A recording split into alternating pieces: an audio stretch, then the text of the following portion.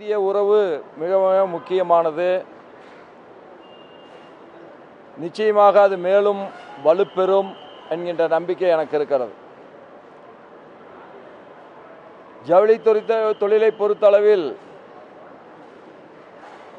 தமிழக அரசு தொடர்ந்து மின் கட்டணத்தை உயர்த்துவது என்பது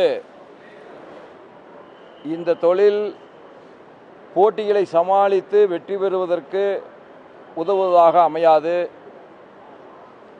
ஜவுளித்துறைக்கு நிறைய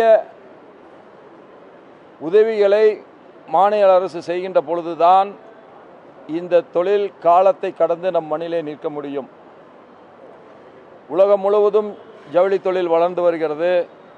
பங்களாதேஷிலே இருந்து, லாவோஸிலே இருந்து, வியட்நாம் வரை இன்றைக்கு ஜவுளி தொழில் மிக பிரம்மாண்டமாக வளர்ந்து வருகிறது.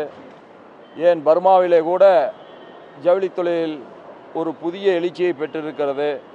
இந்த சூழலில் நம்முடைய பகுதியை விட்டு இந்த ஜவுளி தொழில் வேறு நாட்டிற்கோ வேறு மாநிலங்களுக்கோ சென்றுவிடக்கூடாது என்று நினைத்தால் மாநில அரசு ஜவுளித்துறையை சார்ந்த அத்துணை பேரையும் அழைத்து அவர்களுடைய குறைகளை முழுமையாக கேட்டறிந்து உரிய உதவிகளை செய்து இந்த ஜவுளி தொழிலை காப்பதற்கான அத்தனை முயற்சிகளையும் மேற்கொள்ள வேண்டும் என்று நான் கருதுகிறேன்.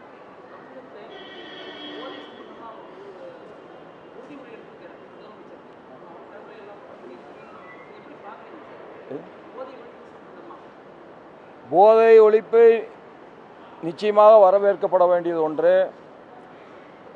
கஞ்சா அதிகமாக பிடிபட்டது என்று சொன்னால் கஞ்சா நடமாட்டம் அதிகமாகிவிட்டது என்று நாம் பொருள் கொள்ளக்கூடாது.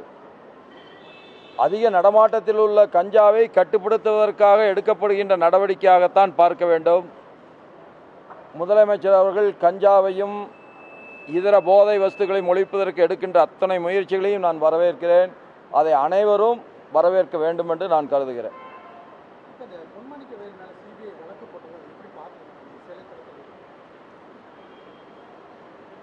அது எந்த சூழலில் அது ஏற்பட்டது என்று தெரியவில்லை. சோதனைகள் முடிந்திருக்கிறது. அதற்கு பிறகு எந்த குற்றச்சாட்டும் சுமத்தப்பட்டதாக தெரியவில்லை. பொறுத்திருந்து பார்ப்போம். நன்றி.